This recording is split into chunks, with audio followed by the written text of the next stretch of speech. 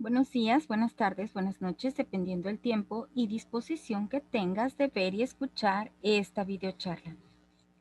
En esta sesión vamos a hablar de la albañilería planta baja y alta, las recomendaciones, los aciertos y los errores, porque no solo vemos las cosas buenas, también vemos lo que no debemos de hacer para cada día ser mejores.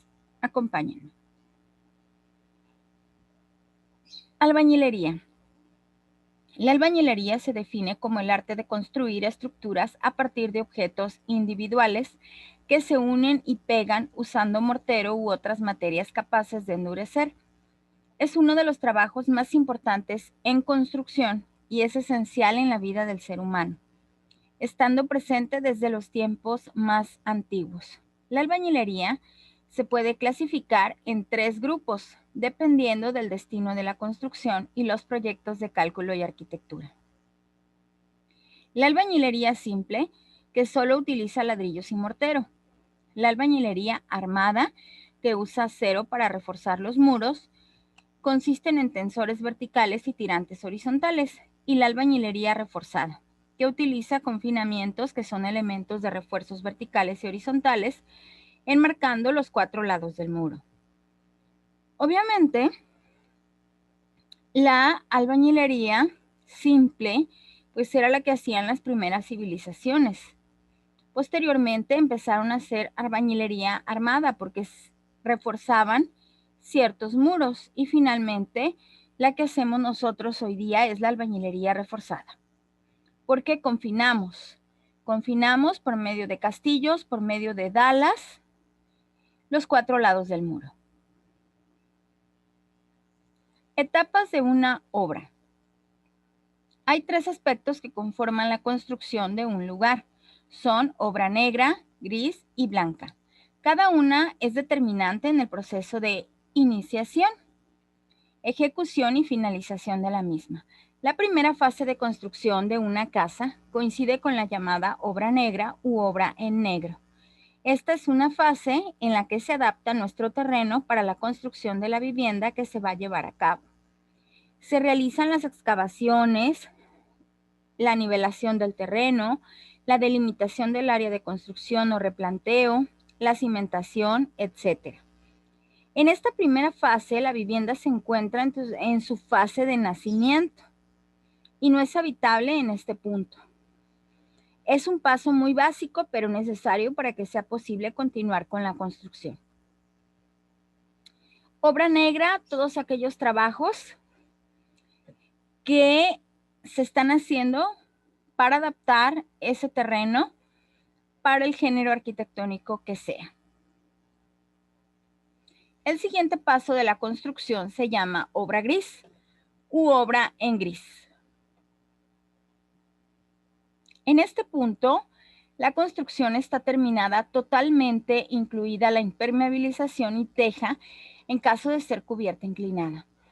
En este punto, hemos definido por completo el contorno de la vivienda, pero no las pieles o acabados. Es decir, obra gris u obra en gris es cuando el género constructivo está totalmente terminado y ya no es necesario ningún detalle de albañilería. Solamente falta revestirla o faltan los acabados. El último paso de nuestra construcción es la obra blanca.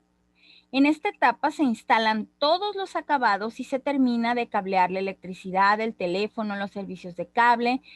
Se terminan de colocar accesorios de baños y cocinas y se realizan las pruebas de hermeticidad para entregar la construcción. Este último paso, obra blanca, acabados, detalles, cableados, pruebas en todo sentido y las de hermeticidad, que son las más importantes para entregar en perfecto estado la construcción. Se prueba el agua, se prueban tuberías, se prueba el gas, se revisa que no existan fugas, se prueban llaves, se prueba abrir y cerrar puertas, se prueban las descargas de baños, etc. Todo tipo de pruebas, eso se debe de hacer en obra blanca. Recomendaciones. Debemos de empezar Una supervisión puntual, es decir, con seguimiento y constante desde el inicio de los trabajos. Tener mano de obra calificada, no dejarnos ir por el precio. Este cobra muy barato, pero ¿y la mano de obra? Revisar plomos de los muros. Nosotros debemos de saber cómo se maneja un plomo. Reventones de los muros. ¿Cuánto se está inclinando el muro? ¿Lo voy trazando como debe de ser o no? Los terminados. El cuidado de los parches y los resanes. Supervisión y revisión de niveles en boquillas. Revisar aristas y filetes en los muros. Luego quedan todas las esquinas mordidas. Hay que revisar todos esos detalles constructivos.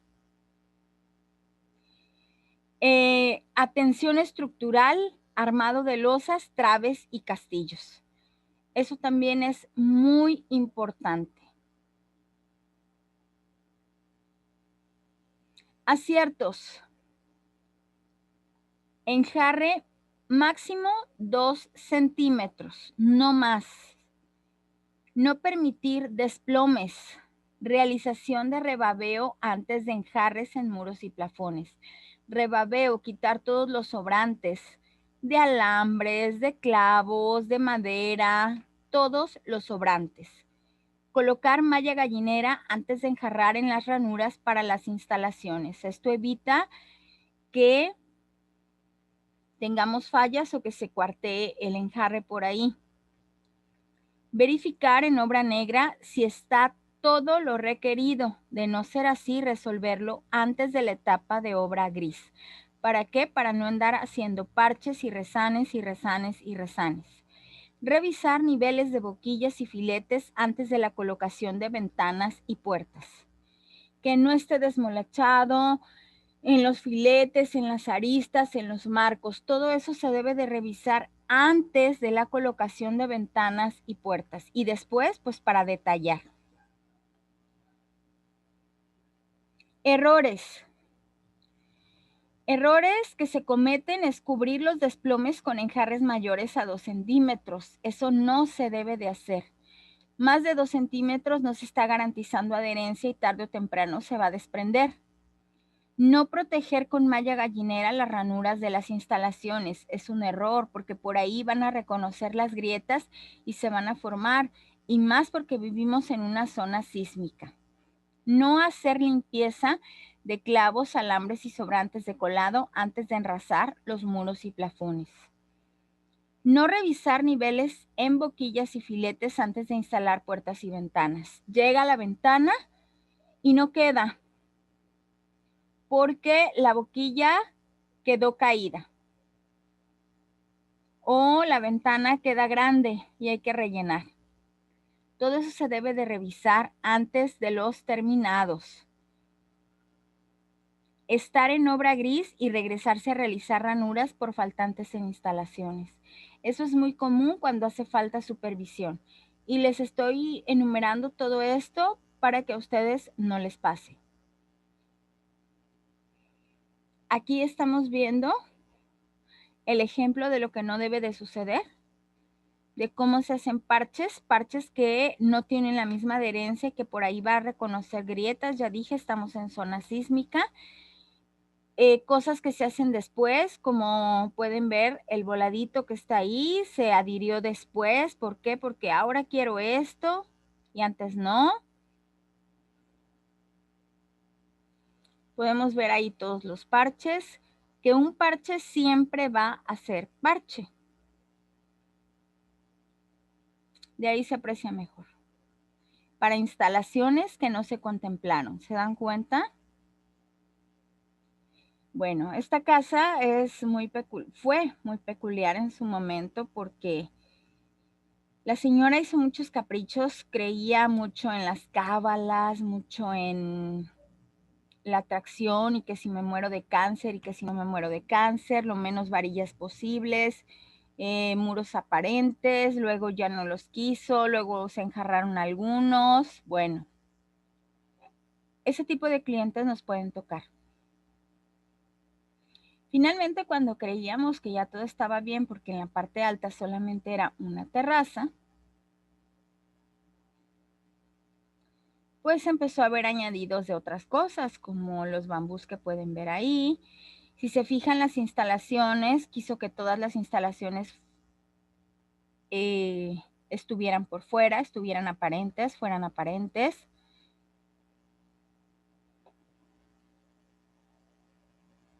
Ahí es donde empieza a enjarrar unas partes.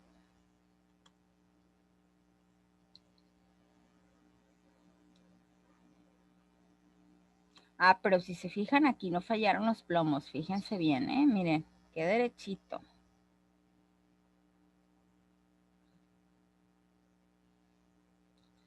Ahí están las instalaciones aparentes, luego se le ocurre ya posterior una escalera. Todos estos detalles que a lo mejor no son culpa de nosotros, sino de los clientes, cuestan. Y cuestan no solo dinero, sino también la estética arquitectónica.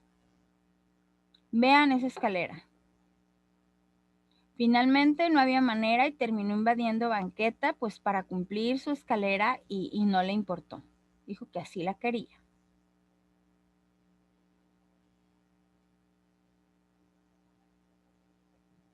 Seguimos viendo las instalaciones aparentes. La puerta, si pueden darse cuenta, hasta un detalle tiene por ahí en el antepecho. Tiene una palmita, todos esos detalles que quiso y como pueden ver, siguen las instalaciones aparentes. Ahí van. Al final de cuentas, pues ya vio que no eran tan estéticas y un poco se camuflajeó con la pintura, pero finalmente ahí estaban. Teníamos que hacerlas parecer que eran parte de la obra, ¿no?